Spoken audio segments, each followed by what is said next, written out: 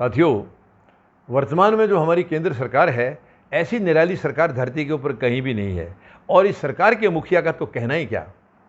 इस सरकार के मुखिया, हालांकि ये तो ढोल बजाते हैं दिन रात कि ऐसा प्रधानमंत्री है ही नहीं, ये प्रधानमंत्री है, इसका नाम ले ले। हमें तो नाम लेने में भी दुख होता है, तकलीफ होती है, मुझे पीड़ा होती है।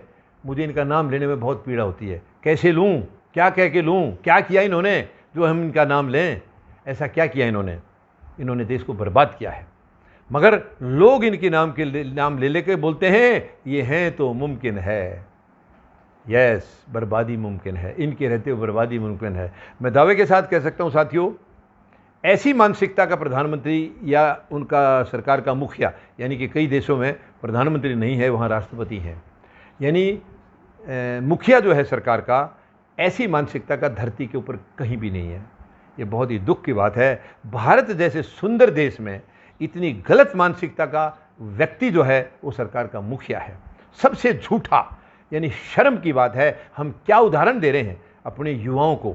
देखिए, युवा तो सरकार का अनुसरण करते हैं, क्योंकि हर कोई ये समझता है, देश का नागरिक, कि हमारी जो सरकार है वो देश हित में है, वो देश के लिए भलाई के लिए काम करेगी, तो हम उसकी नकल करें। हर कोई ये समझता है।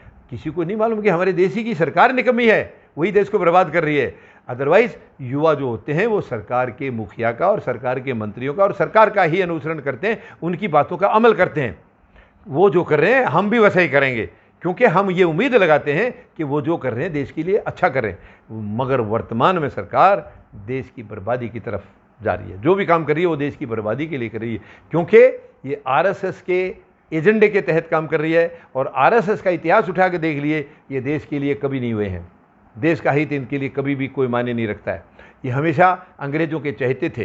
पुराने इनके नेताओं की मैं ज़्यादा गंभीर इसमें गहराई में नहीं जाना चाह रहा हूँ, मगर इनका पूरा रिकॉर्ड देख लीजिए, इनके लोग कितने वफादार हैं। मैं नाम नहीं लेना चाह रहा। इनके लोगों ने हमारे जो महान हमारे क्रांतिकारी थे उनके खिलाफ गवाहियाँ दी हैं इनके नेताओं ने। शर्म की बात है, ये डूब मरने की बात है। इनके नेताओं ने जो आज देश का शासन चला रहे हैं और देश के अंदर अपने आप को देशभक्त मानते हैं, ये सबसे बड़े देशद्रोही हैं। और भारतवासियों को जो इनकी गंदी नीतियों का विरोध करते हैं उसको ये देशद्रोही बोलते हैं। शर्म की बात है, डूब मर जाना चाहिए ऐसी सरकार को।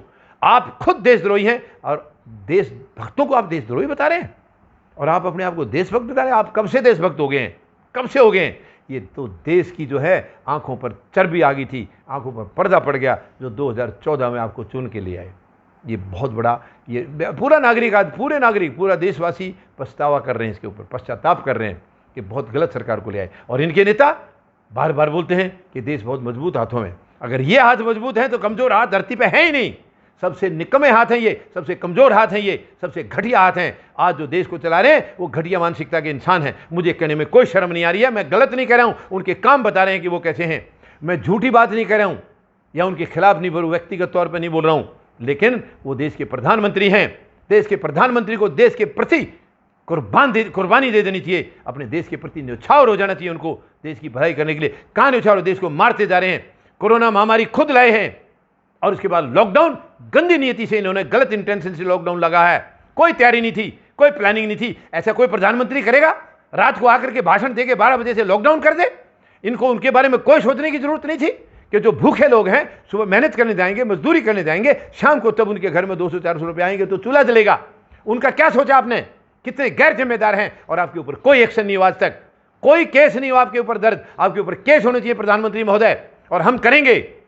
फौजी जनता पार्टी आपके ऊपर करेगी, केस करेगी, क्योंकि आप जिम्मेदार प्रधानमंत्री नहीं है, गैर जिम्मेदार प्रधानमंत्री हैं। आप देश के दुश्मन हैं, आप देश हित में नहीं है।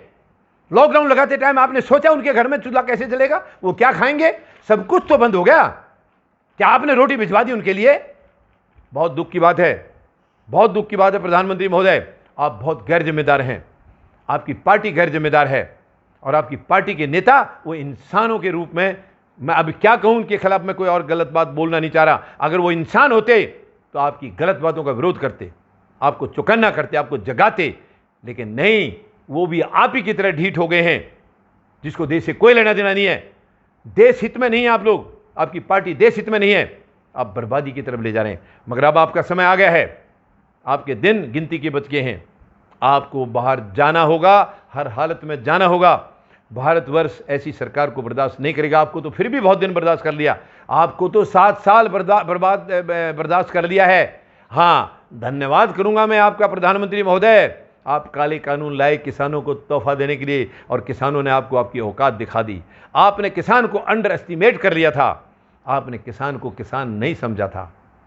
किसानों ने आपको आपकी औकात दिखा दी है। अब किसान आपको उखाड़ेंगे। पूरा देश किसान के साथ खड़ा है।